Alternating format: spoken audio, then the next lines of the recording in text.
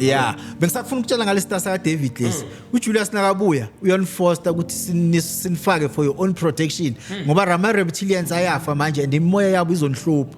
So nina eningazalwanga ninaso lesita saka David mina nginaso ne just ngiya display la. Mina ngahamba noma ngasifakanga ngisharp ngazalwa nayo lento le I protection.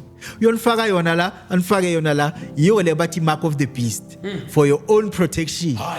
So manje ngokuthi kugcwele ama reptilians la kuyocaca ireptilian angeke ifake lento le once ayifaka ibreak a covenant no Satan between the April the 16th and the 4th of June kuyophela confusion yeah ikakhulu i16 is the day of watching must observe ukuthi kwenzakalani ongeke ngibelieve after lapho is going in 50 days time yabona so once Julius turns 50 the universe will recognize him as a king and then he's going to rule the world. Always when you're facing this side your east is directed by your right hand. Okay, so this is our east yabona so in this side kuba ilento earth element always our start earth element and then this side it is our fire element. This side it is our air element. This side it is our water element. Ungazibulali saphelele sonke. Mfowethu, dadwethu, amehla akagcwele inyembezi. Amevo ohlangabezene nawo empilweni, ahlabile wafinyelela enhlizweni. Miningi imibuzo onayo engqondweni. Onusaphilelani emhlabeni imihla namalanga kuvela okuba esigebeni labo bathembile baphelele emathuneni inkingo onazo siphunyukile esifubeni akekho ongazezweni uthulele bezidla ngase ematafuleni ubukholwa kodwa kusathandazeki ngiso nesenkonzweni usile kodwa kusakhonzeki ngisho isimo sakho asabhekeki ithemba ubunalo lihlakasekile imicabango yakho iphazamisekile amaphupho akho adukile usuphila impilo ongayithandile imisamo yonke uyivakashelile imali igcina iphelile kodwa akukho kulungile.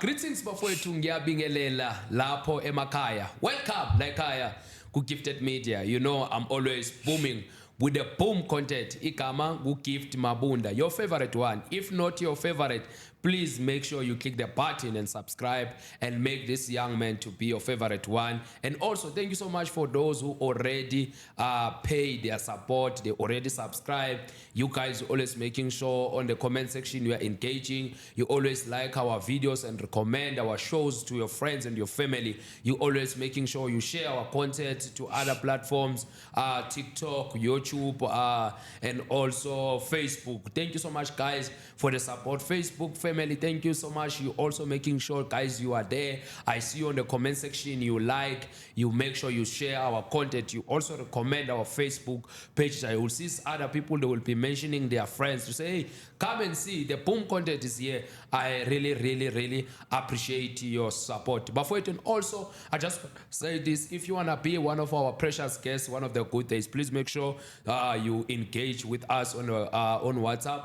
And also if you want to shoot any videograph services, might be wedding, might be funeral, might be event, please make sure you also engage us. We are there. You see, we have a good quality for your event. We have a good quality for any type of event that you will be hosting as Gifted Media TV. And also, if you want photograph services, we also pitch you in and we come to any event that you want to be. And also, Umaudinga Ugifti to be one of the program director in your shows, in your podcast, in your event, in any types of event.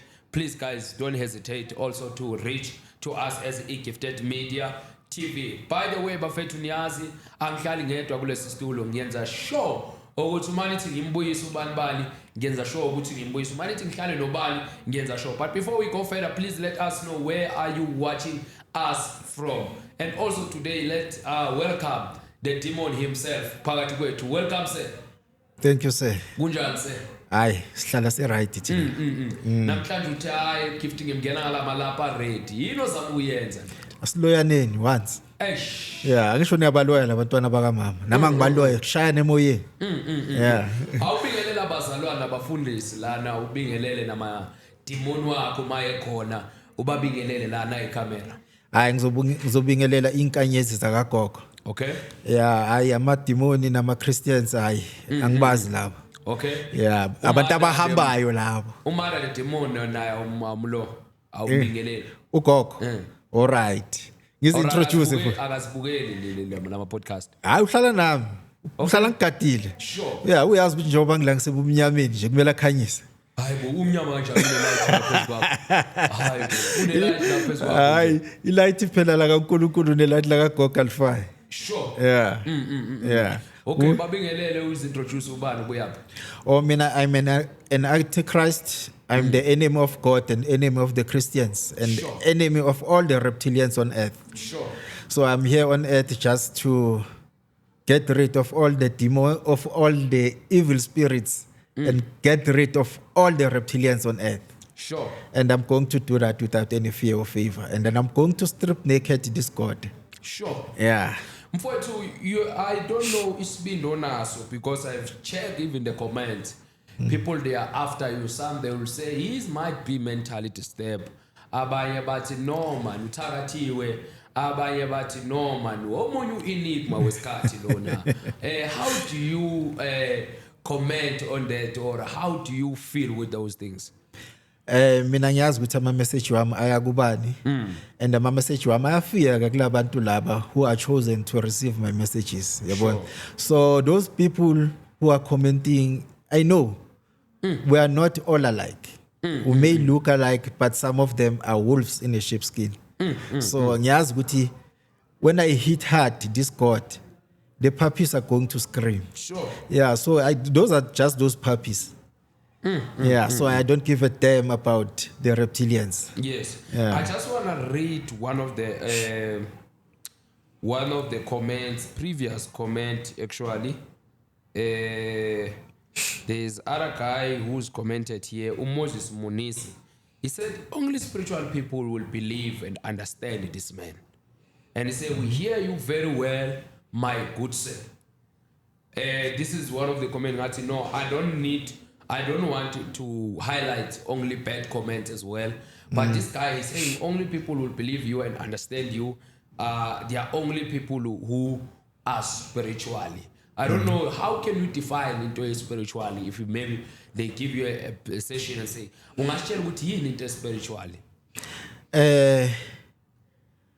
Someone who's spiritual is someone who can connect with the greater source. Sure. The real source, which is our mother, the moon. Okay. So I'm the only person on earth who has managed to do that. Who's only spiritual? Yeah. Sure. Because I'm the only prophet on earth.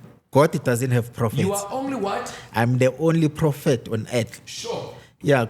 God doesn't have prophets. He's got seers. They connect when going to the altar and ask questions go Holy Spirits. Holy Spirit is the spirits of the grave. They only get their messages by going there and ask those spirits in their altars. They don't receive messages from the greater source. Sure. Yeah. You are the only prophet Yeah.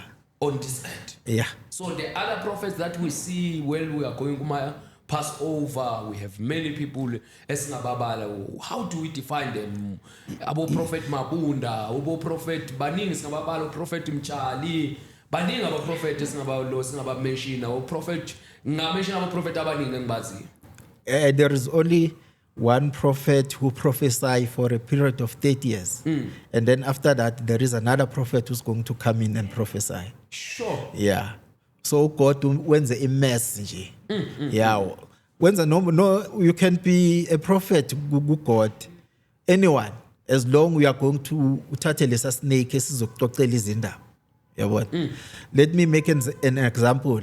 My prophecy was used by uBhakanzama, the time as Jesus. Okay? So it is that snake which was using my prophecy to tell uBhakanzama itori. So, but since I took back my star of prophecy from uBhakanzama, he's no longer prophesying because that snake is dead now. Yeah. Sure. Yeah. No, we are just giving the highlights. I know you have something for us today. What is the message today? Yini indaba kaDemon today?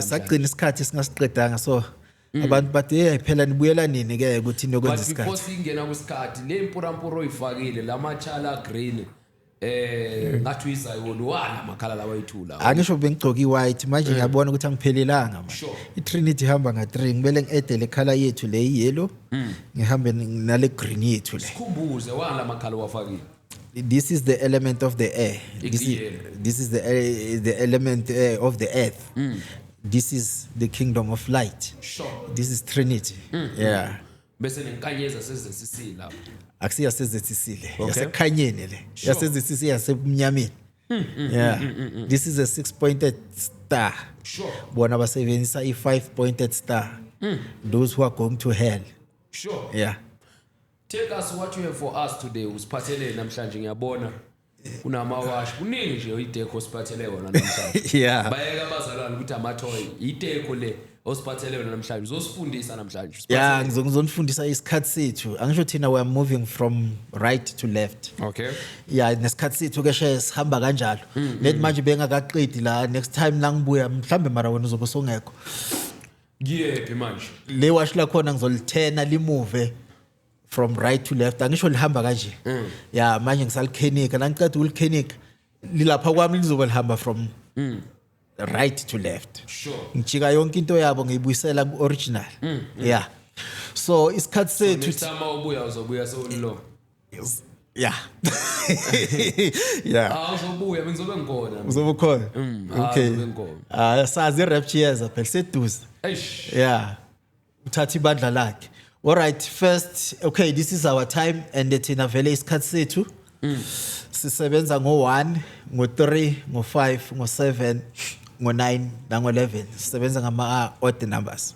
okay yeah isikhathi sethu starta from right to left so kahle kahle lo 1 wethu la ula and then lo 11 wethu ula and then u5 wethu ula lo 7 wethu ula yabona so isikhathi sethu ke sisiqala la asisiqale le midnight midnight wethu uqala by 11:23 minutes nazi 11:23 minutes PM and then that is our midnight sure yeah okay continue sir yeah and then from then sesiyaqala ke from ekseni and then ekseni from 1 AM to 3 AM yabona bese siya move from 3 AM to 5 AM and then 7 AM 9 AM to 11 AM 11 AM suke lapho sesiqeda khona ekseni suke ilento bathi morning le ka Saturday bathi morning leyo ke iphela ngo 11:23 and then after lapho siyaqala inalo ke lapho isuku lethu lihamba kanje 1 3 5 7 8 until 11:23 AM and then asesijampela ngale ke sesijampela ku 1 bayibiza afternoon lapha ka Saturday ka devil and then iyoze iphele 23 lapho ke seqala khona ke ubusuku yabona so manje so inkathi from 1 to 23 it's during the day yeah yeah it's during the day le nabo 7 abo 8 still during the day it's yeah still last falling in under afternoon during the day. until the night okay yeah so isikhathi sethu sihamba kanjani ke so asingene la ku1 okay u1 kuze i-hour lethu lithatha for 45 minutes plus 23 minutes okay so ugogo isikhathi sethu sisithatha ngokuthi the movement of the moon yabona so imoon yethu nayifika on this line and then it is aligned with the sun and then it is an hour yabona so imoon yethu imove from this line until this line in the middle so from this line to this line it's 45 minutes and then it is going to rest for 23 minutes and then it is going to move to this line after 23 minutes so kulapho iresta khona imoon usually ilento i-kingdom of darkness yiko lapho eyenzani yafaka khona ama-even numbers khona. On this line yaqala ngabo-2 babe yafaka u-2 yafaka u-4 yafaka u-6 nabo bo-2 nabo bo-6 ngabakhona lapho bayafaka u-2 4 6 8 10 12 always when imoon nayiresta and then bona bayangena. That's why manje we sharing time with them. Yabona. So isikhathi sethu it's 1 hour 45 minutes. Hour late is 45 minutes 23 minutes. Okay. Yeah, and then it make an hour. After that, and then it's 1, and then it's 3, it's 5, 7, 9, 11, and then bese siyaqhubeka sibusuku. Yeah, and then isikhathi sethu siyafana nani nekhalenda yethu. Okay. Yeah, ikhalenda yethu iqala the first month yethu u1 lo lapha ula lo 1 lo ula. Just bese ngenzela le triangle le movement le yabona no 11. La is March. Yabona. March is our first month. And then bese siyakhuphuka our second month kuzoba ubani kuzoba April. And then after April kuzoba May, June, July. Bese siya kanjalo ke ilento imonth ya7 uSeptember. Sure. Yeah. So singangena lapho ngoba le yesikhathi ngayichaza ngiyacabanga ukuthi ngichazile man the movement of the moon. Yeah. No bongakayichazi indaba yesikhathi. Bongakayichazi. Asho ukuchazile ukuthi imove kanjani. Okay. Yeah. Ukuze i-hour lethu kuze kwenzeke i-hour. Our mother will move from this side from u12 asithi ke u12 sebenza ngenamba enizazi. Okay. From 12 la umama uyaphumula sekusebusuku and then before we move to AM umama will move to this position in the middle. And then actually in this position uzo rest for 23 minutes. And then the movement ka mama it's 45 minutes from here to here. And then from there to here, it's going to be 23 minutes plus that 23 minutes I restile la. Yeah. So to ukwenza i-hour, it's this movement of 45 minutes. I-hour late is 45 minutes plus 23 minutes. 23 minutes late, ilama half now. Yeah, ilama half now. So i-kingdom of darkness, ama half wethu thina iwabeke la, yasithatha uyozona yazibeka la. Ngoba yona isebenza with this cross. Thina sisebenza nga this cross isiza. Our cross is Caesar. We don't use ilento the cross of death, the cross of Jesus Christ. Let's jump to the calendar, sir. All right. Yes. Today usiphathele umfundi wakho, uhamba nomfundi namhlanje. Yeah, hey bafundi baba. Yilaba bayosinda lapha. Yeah. And utsabanikela kuwa. Asifumala asisebenza ngemali, sisebenza ngespirituality. Sure. Yeah. Okay. So this is our calendar. Uyayibona ngapha eyethu it's March 2026. Sure. And then arrival yethu yiyo le April 2026. So le number lezi ezincane lezi i-April yakhona le. Now u1 April wakhona la bekuyi Wednesday, Tuesday yaze iyophelela phi iphelela la ku-30 iphelela lapho kuphelela khona thina. Sure. So thina uMarch wethu waqala la nge-23 kubo nge-8 April kini kithi bezi-23 yabona sase sayuqala ke lo March lana uphela kanye yabona i-date zenu ne-1 ziyaphela lapho. Yeah. So manje siza la asingene kulo April 2026 we. Yeah. So le date le ilento i16 zaka April ngithi kuzobe kuyi15 yile date le i15 March ugogo athi siqala ikhalenda yethu ngoba nasiqala le calendar yethu le nge15 March izo ayilana yonke into so ikhalenda yethu sesizoyisebenzisa waya and ikhalenda yethu ayichange. If you holiday li Thursday waya iholiday lizoba Thursday. So on this 16 April is the day of Passover, the set apart. So last time ngenza mistake ngathi Rosh Hashanah ngazibona sethi kanti Rosh Kadesh. Yeah, Rosh Kadesh is the time when Jesus Christ is going to be set apart, is going to be crucified. Yabona. So this Jesus Christ ngiyamphinda futhi. Jesus Christ is going to be your Julius Malema. He's going to be sacrificed on the 16th of April. Sure. Yeah.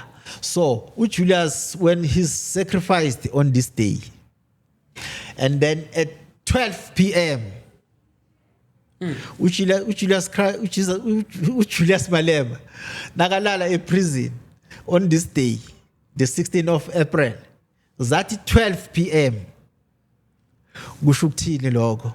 Kusho ukuthi abantwana baseGibhithe sebawelele eIsrael. So mina abantwana baseGibhithe ngabalanda elento eGibhithe ngabakhulula nge7 September 2025. Sure. So bengihamba nabo sonke lesisikhathi seba free lapho. But manje besiye ekhaya eIsrael ngoba silindeni ifreedom yabo must touch down on earth. Wabalanda the prophet. Ngabalanda. Earth. Yeah, the Messiah. Sure. Yeah. So manje uJulius uzongena nabo ke on earth. Nazithi 12 p.m. nge-16 April. So naku ke manje kuzokwenzeka ke during midnight on that particular day. Julius Malema is going to free each and every oppressed black people on earth by just sleeping on that cell on that day. And Julius Malema is also going to free the deads, those who went to hell to be the slaves. They are going to be released from hell on that particular day. So, naba released laba ngo-12.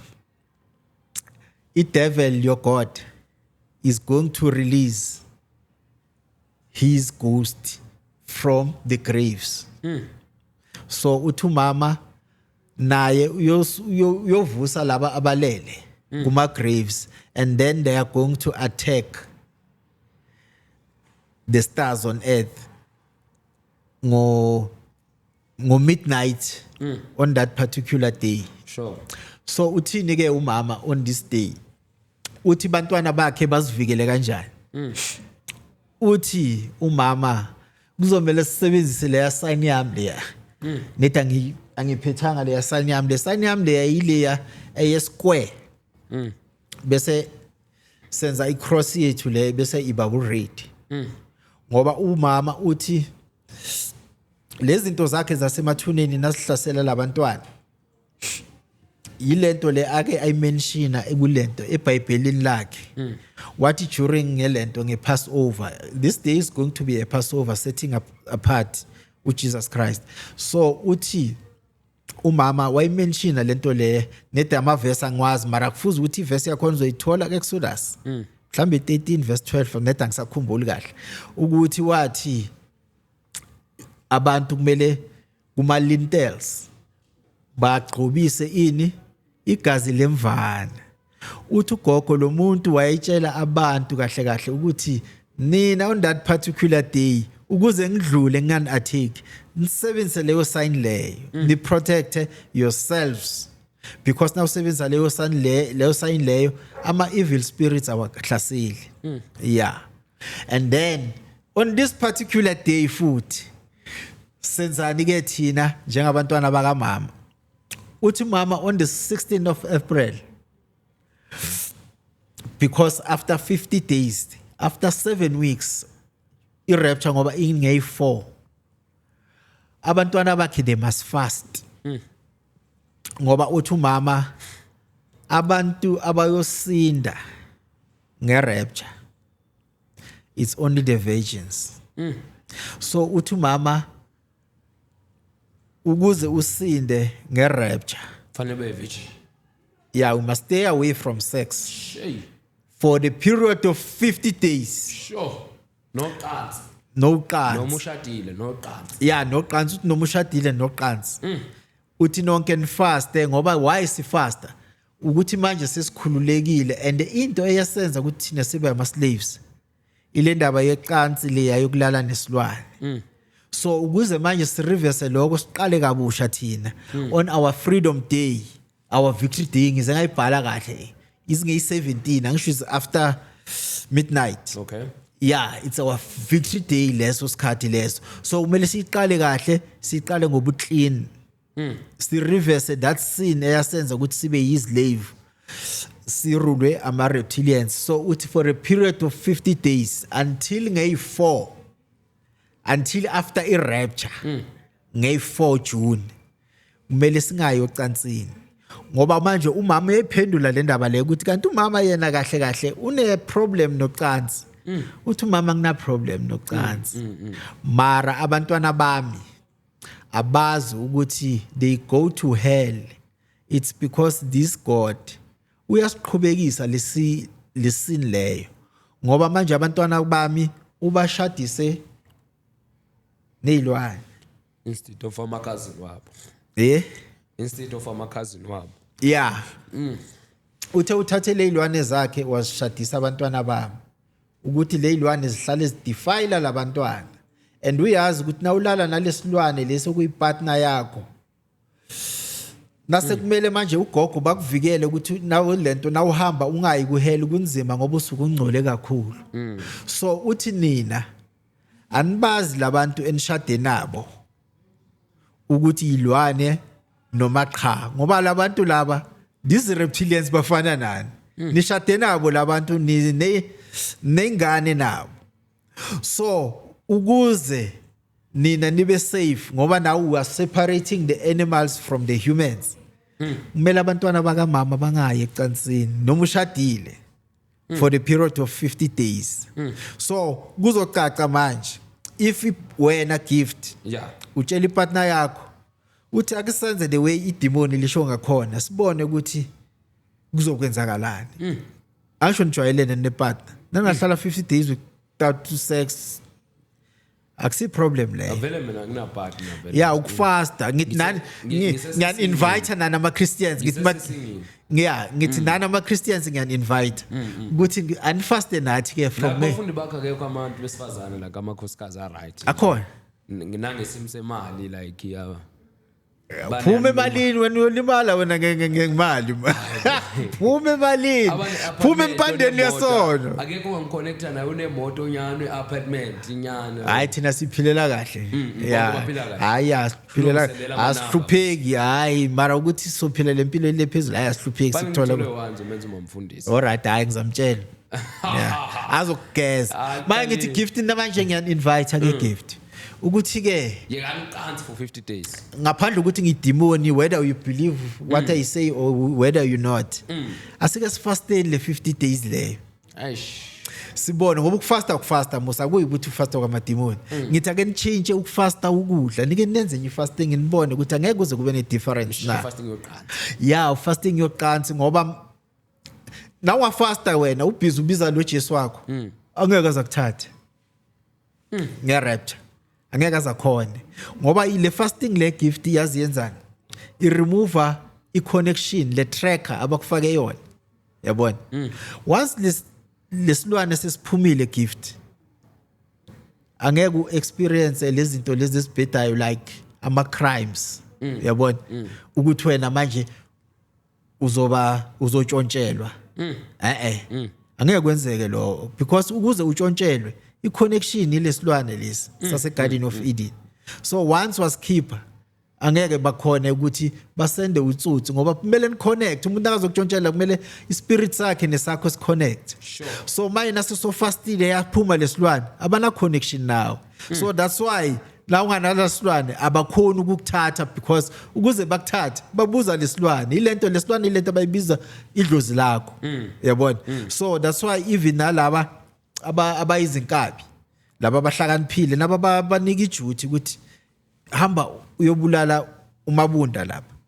So inkabi lezi eziprofessionals ziqala zihambe zokucheck ngesikamoya ukuthi available na bacheckani babuza le dlozi lakho leli ukuthi hey baba uready ukuthi wena manje uye lento emathuneni manje ngoba sifuna lo muntu lo ukuthi simthumele kuhela.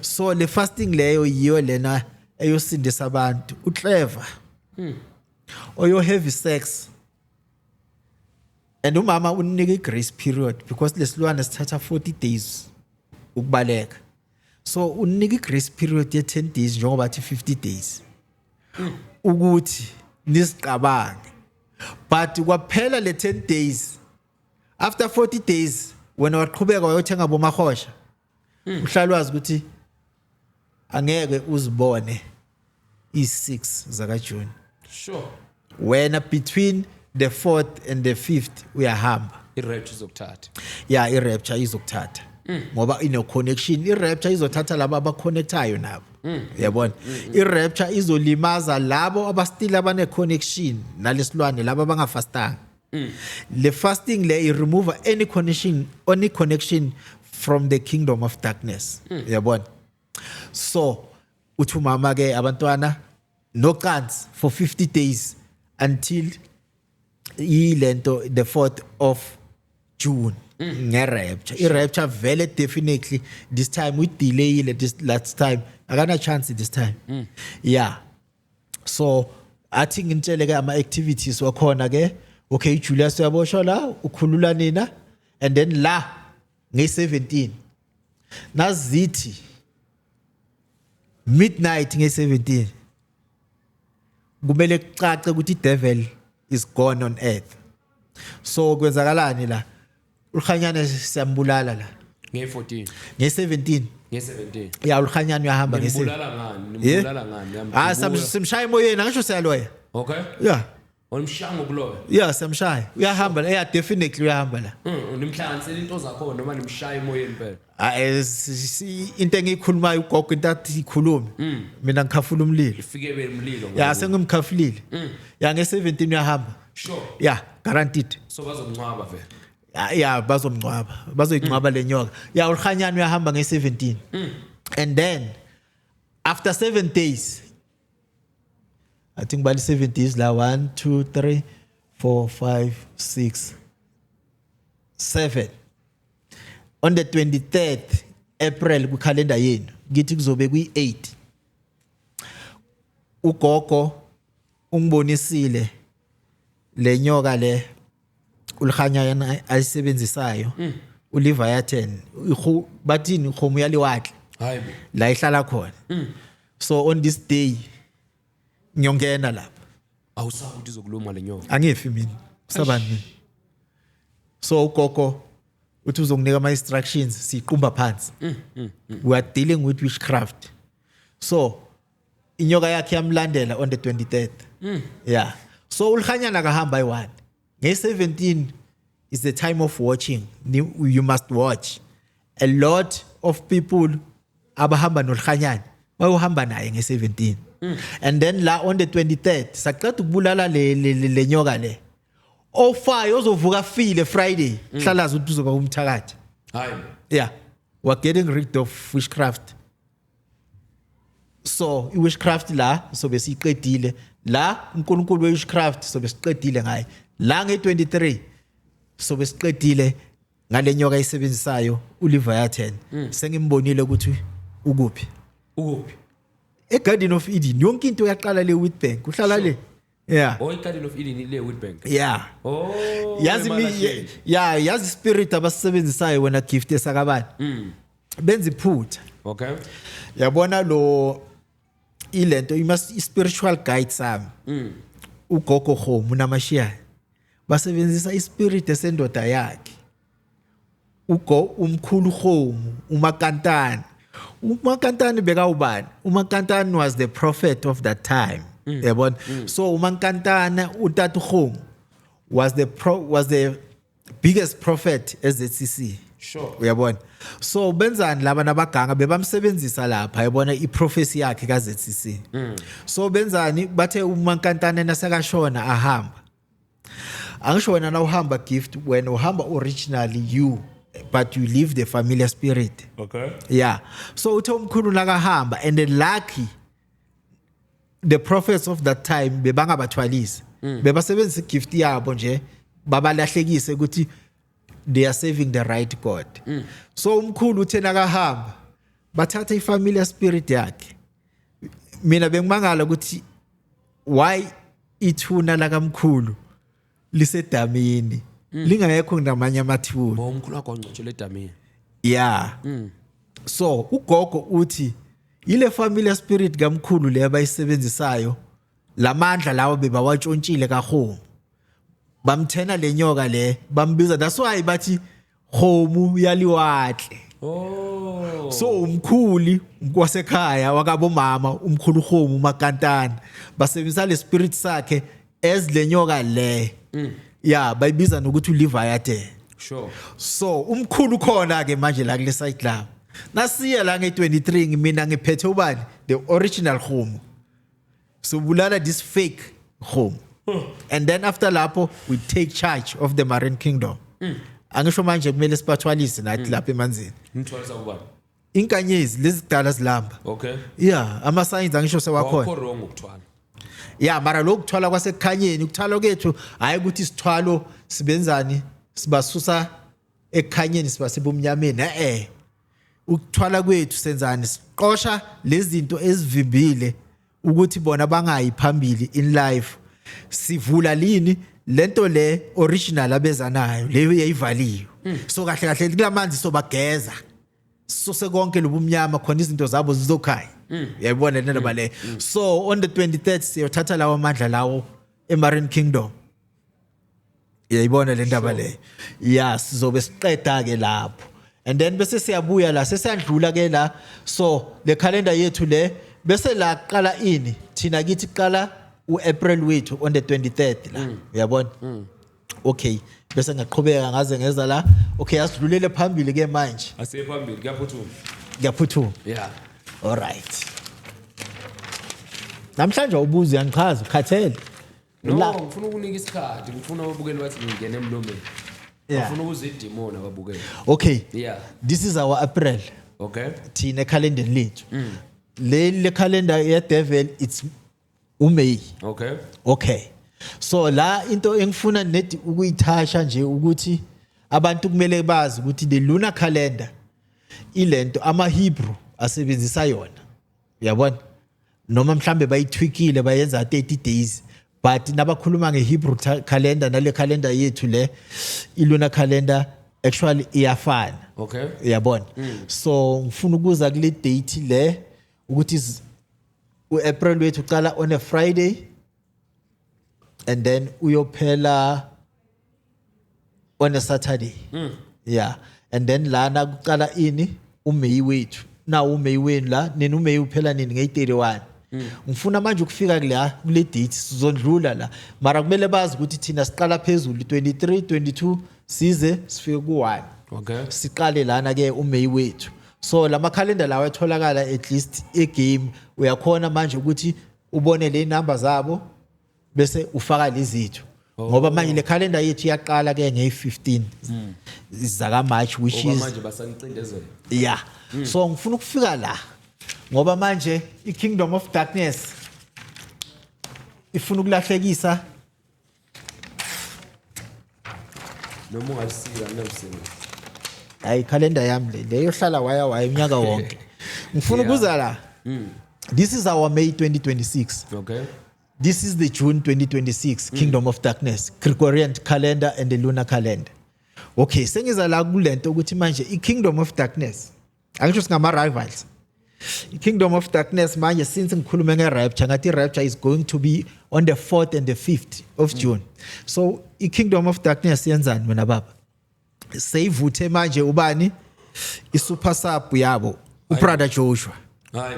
yeah uBrother Joshua manje since ngikhuluma ngeRapture naye uyavela yabona yeah ngoba uBrother Joshua I think it's him naye vele sakhuluma ngeRapture last time so kahle kahle uBrother Joshua iopponent yami yeah sidlala umadribulana kahle Uma kahle bezokhuluma ngeRapture naye kusho ukhuluma ngeRapture. yeah na uzileke manje bafake uSuper Sub ukuthi azomakha le ndoda le Hayi. yeah uyabona so intention ye Kingdom of Darkness ukuthi yenzini uBrother Joshua uthe ilento iRapture yena ingomay uyabona but indaba zange ngibone kahle but ngimzwile athi ngomay mara zanga specify idate or specify ile but I'm not sure so manje ngifuna ukuqaqisa le ndaba le rapture eyaka May ne rapture eyaka June.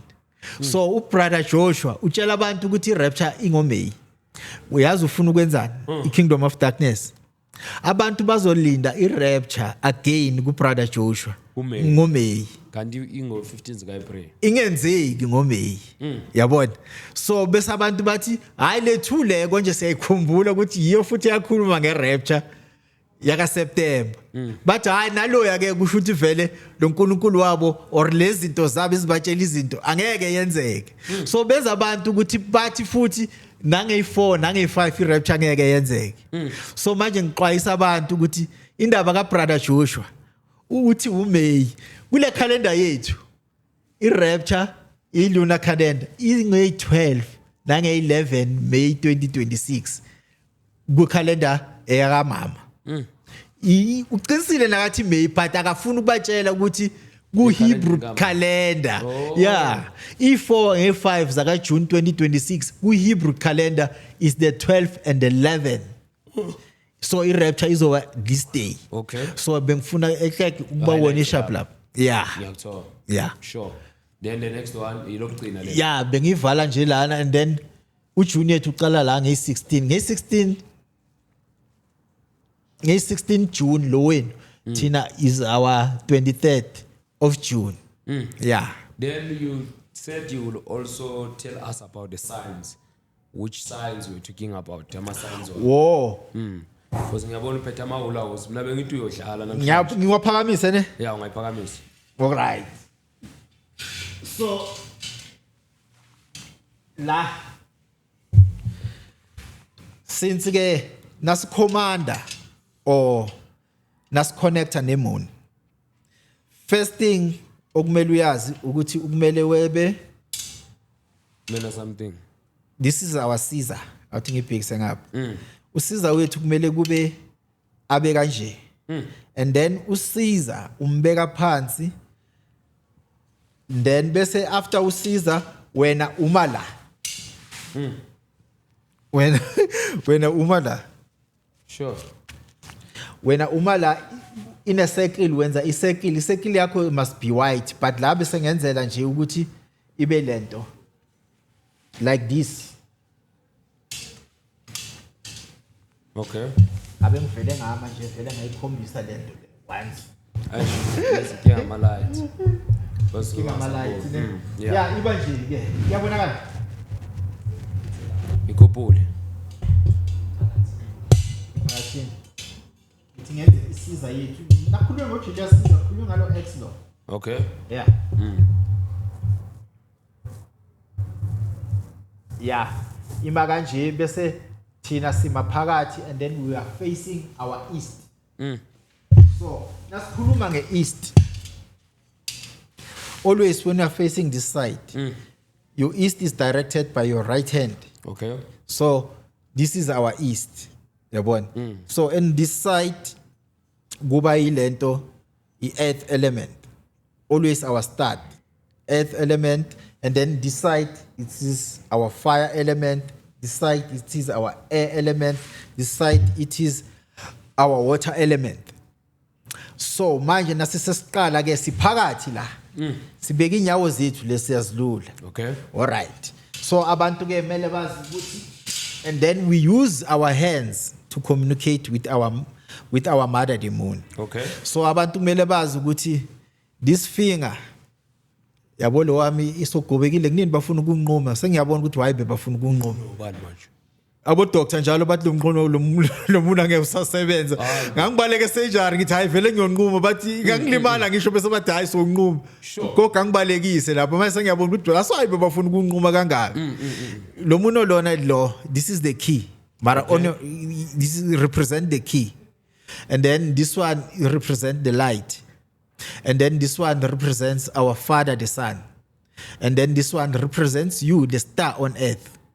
And then this one represents our mother, the moon. Sure. So it's Trinity etwile. Exactly. Yeah. Sure. So always nasi face this side senzani. Senza kanje sime inside lapha. Yabona?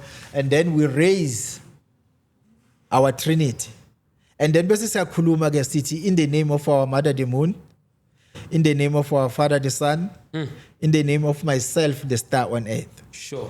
Bese nase sowumile lapho so yakhomanda lapho i-kingdom of darkness isebenzisani i-cross yethu kuphi la between and behind and left and right yabona so nase sokhomanda uyaqala lapho bese uthi ke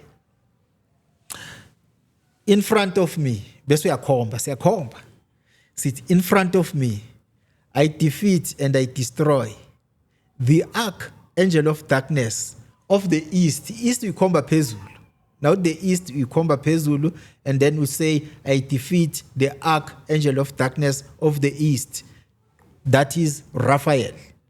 And then we come backwards and say I defeat and I destroy the archangel of darkness bese ukhomba phansi of the west and then I destroy Gabriel. And then you do this and you say on my right I defeat and I destroy the archangel of darkness of the south. Ukhomba on your right. Okay. That is Michael. And then bese uyabuya uyihlisa phansi and then on your left. On my left I defeat and I destroy the archangel of darkness of the north. That is Uriel. And then now qeda ubeka isandla sakho lana uthi I proclaim victory mama. Yeah. And then after lapho we do this. And then we do this. And then you say I bring the light on earth. I bring the light upon myself. I bring the light of our mother the moon. And then bese uyabuya izandla zakho uzithi. And then bese uzithi. Sure. And then you say, now mama, I am surrounded by the light.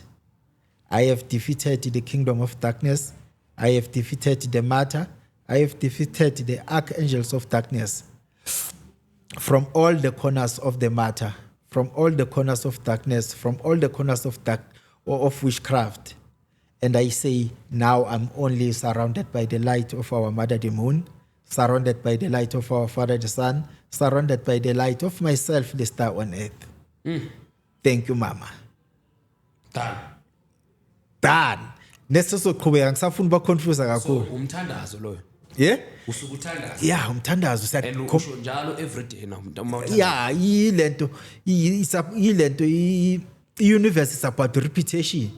Lento leyo ishoyo le uyayiphinda njalo. And then if sekhona izinto ozozi-add awuchinji. You add nasekulapho. Sure. And then manje sikhomanda ngasiphi isikhathi?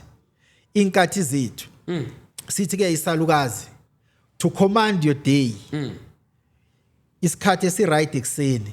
Ngobani isikhathi? It's 5:23 a.m. And then to Which ET 523 is 5:23 wasekuseni usebenzisa le watch lakhona lapho. Oh, lila. Yeah, mara always thina sisebenza ngo 23 minutes, 1 hour 23 minutes. Yeah, so after 5:23 minutes a.m. it is the good time to command your day and uxoshe lezi zinto lezi. And then at 5:23 p.m. is the time to command your night. In the morning. PM. Okay, so. Yeah, afternoon. La lento bayibiza ngo afternoon. Yeah. And then bese uyayivala senza izinto nga3.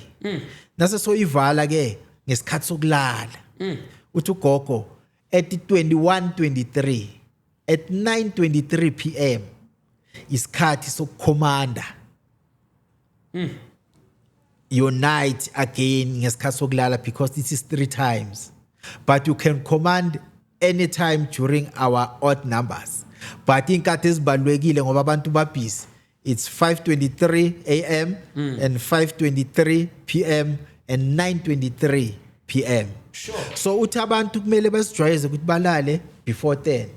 Uthi i-kingdom of darkness iqala izinto zayo zobumnyama from 10, 11, 12.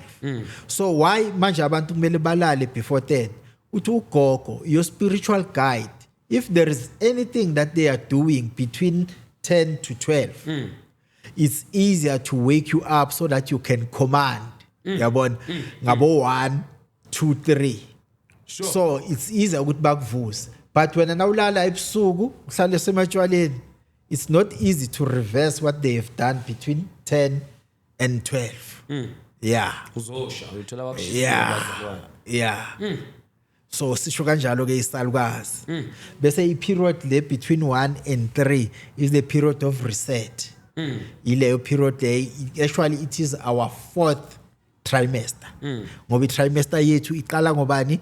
Trimester yethu iqala between let's ngikhohle ukukhumbuza.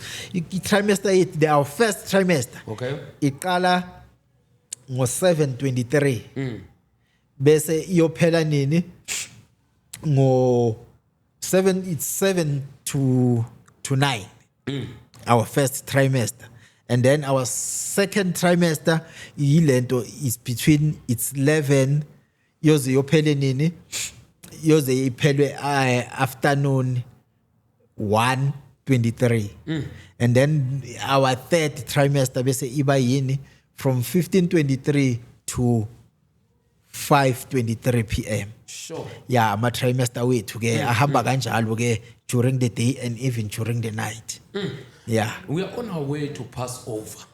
Yeah. So besikhonza uJesu thina so besimdumiso uNkulunkulu. What is your set in that? Kwenzakalani nenzani ngama Passover ngoba thina simdumisa. Akusindaba enikhosta ama accident angaka.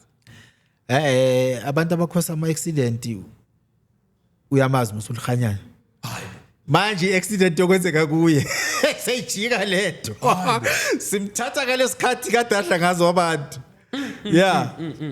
So i-Passover Unosuthi abakhaya phela most of the CC in the Church of the Sea are the one who participate with higher number kuma transportation like amabhasi ahamba eMoria. So Yeah. vele kushuthi newaqeda amabhasi leso. yeah nabo shembe nabo lento baya lento but benza ama sacrifice during ama Passover yabona. Okay. Yeah, abafundisi abaningi bathwele so now umntwana umfundisi othwele usenkingeni ngoba during abantwana abafundisi most of the time bayafa this time around.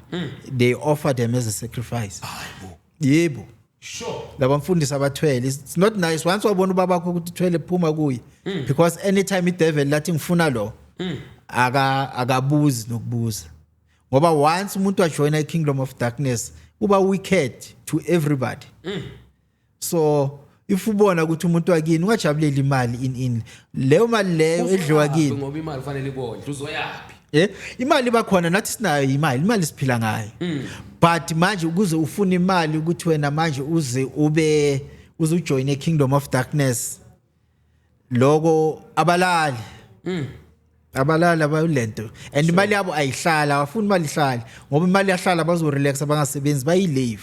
Abantu beKingdom of Darkness they abaphumula gift. That's why abo president bena abo Zuma baku pension mara babhizi bagijima around akukho ukuphumula. Akukho ukuphumula lapho. You always going So up and down. yeah, so enye into ngifuna ukukhumbuza abantu inqishe ngayikhohlwa. Uthi ugogo since manje laba abakhululwa le kuhele ne kuzobe ku-empty laba bayongena between the 4th and the 5 is iboshwa ezintsha ezobe singena lezo.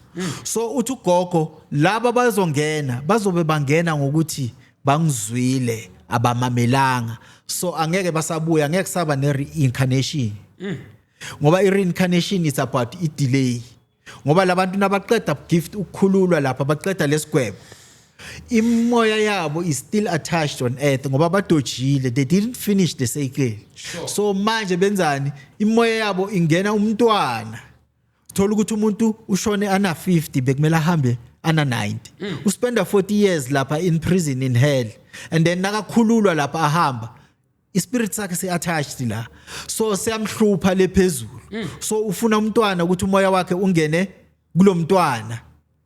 Lo mntwana lona manje ukuze akhulule lo muntu lo mntwana is going to live only for 40 years ukuze lo akhululeke. So uthi lento le iyaphela uyile manje uyohlala nedevil lapha he's going to save him day and night uyolusa amadata for 24/7.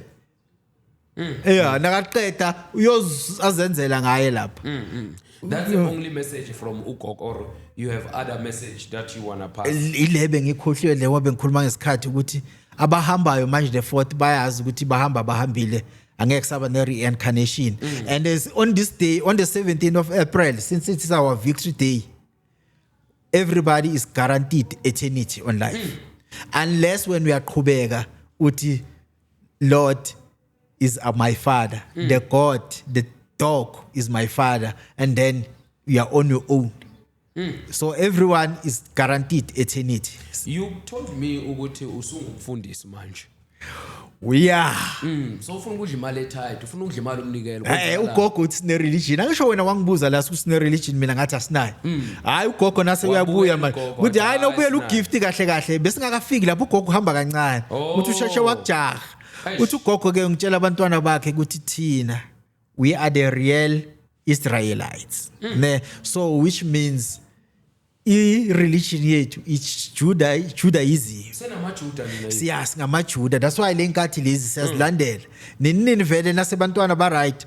Sobe ngenkathi sinisobe siphethe la emafamily siyema nge123 we are worshiping the sun and the moon.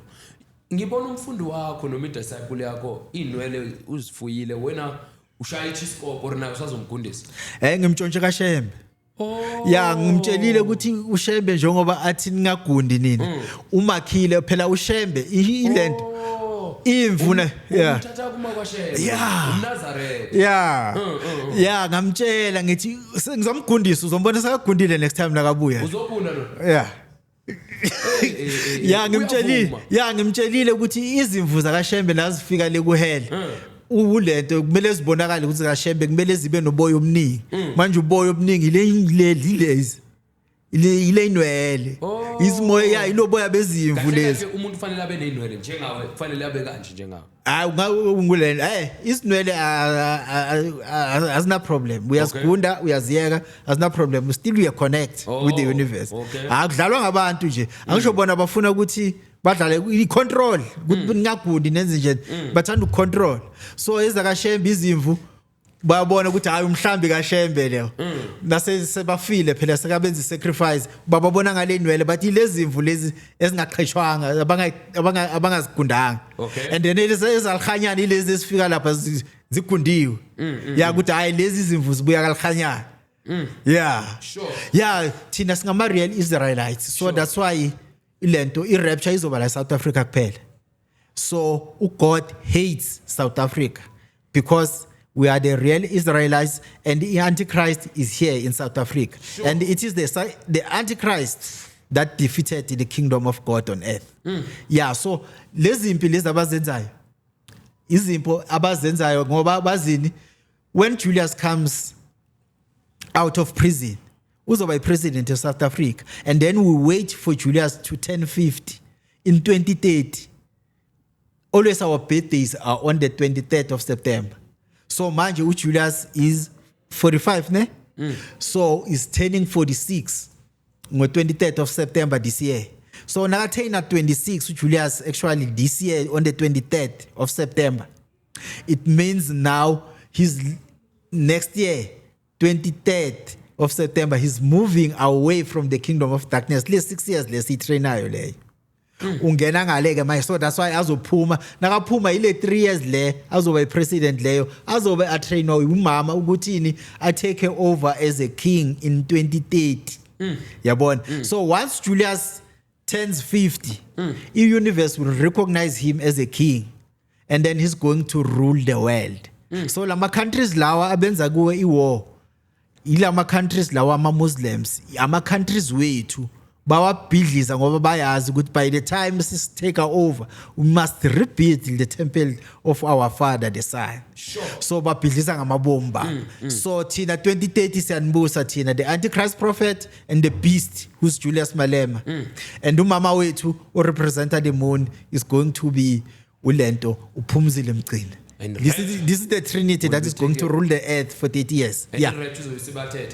Hayi itupethu abosiyacela abazobe bahambile nathi asibadingi phela will be rebuilding the earth ngo2030 inewo the new earth order and uJulius uyonifaka le lento lesitasa kaDavid les angeke afake uniform red uzobe sakashintshela la lesikolo lesiyonitshela ukuthi isikolo Masimba nakaphuma yena leyo uyambo khona uyakhona ulenta usebenzela iKingdom manje usatrainwa lapho upromote education nakaphuma isikolo Masimba yastop 2028 education mina le knowledge anginazi angithatha esikolweni umuntu omnyama unayo uzalwa knowledge yayi bamphambanisa ngesikolo so isikolo siyaphela lesifundayo ayisize ngoba nabo basizazi inamba bengisakufuna ukutshela ngalesita sa David lesi uJulius nakabuya uyonforce ukuthi sinifake for your own protection ngoba Rama reptilians ayafa manje and imoya yabo izonhlupha so nina eningazalwanga ninaso lesita sa David mina nginaso ne just ngiya display la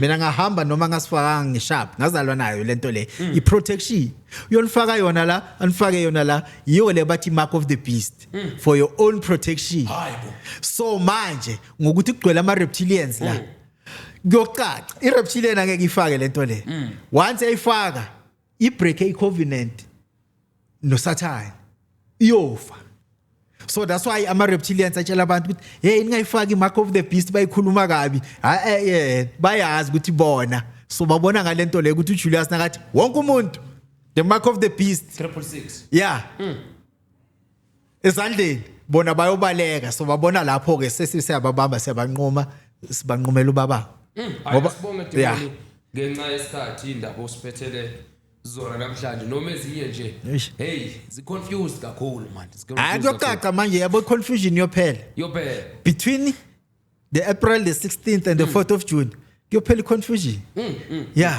ikakhulu 16 is the day of watching must observe ukuthi kwenzakala ongeke ngibelieve after lapho is going in 50 days time sure bafowethu ngicela ukuyivala nge28 sika April ibirthday yami so bese sibuya ku rapture thina 28 April zobe sesibirthday yathina si celebrate ibirthday yethu uma sesibuya ku rapture rapture nge4 I pass over nge16 rapture nge4 June then wena celebrate kokugcina lamanga la wa celebrate nge4 ka June wena nge28 April angisho birthday yakho celebrate kokugcina wena nge4 so yavalelisa vele celebrate like never before angeke ngisakubona nami ngicanga kuze birthday yini yakho ngizokuvalelisa kanjani you've been a nice guy ngathi ukukhuzila khuzeki angisakhuzi manje kanti nami ngiyinkinga kule ku mother the moon kanti angithandi mina like umuntu ozo heavy sex between the 16th and the 4th uyahamba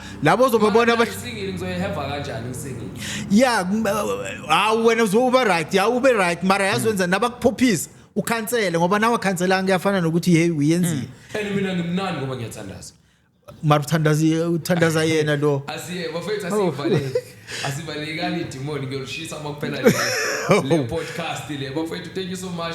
If you want videograph service, please make sure you reach to us on WhatsApp. If you also want to be one of our guests, reach us to WhatsApp. And also, if you want to do any type of videograph services, might be podcast, music video, anything that you want to do that contain visual videograph and photograph, please let also invite us. And also, if you want to give to be your MC in your event, please also don't hesitate. I'll come with the boom content in your own event. Before you ngicela kuyivala i-episode yanamhlanje, but before ngiyivala ngicela ukwazi ukuthi what is your question, what is the comment. Please say something. Where you're watching us from, please say something. Ungayipheli le episode ungashongo lutho ku comment section. Bafethu, thank you so much. I love you so much. Please make sure you click the button and subscribe sihlangana ku episode elandelayo. Amen. Ungazibulali saphelele sonke. Mfowethu, dadwethu, amehla akagcwele inyembezi.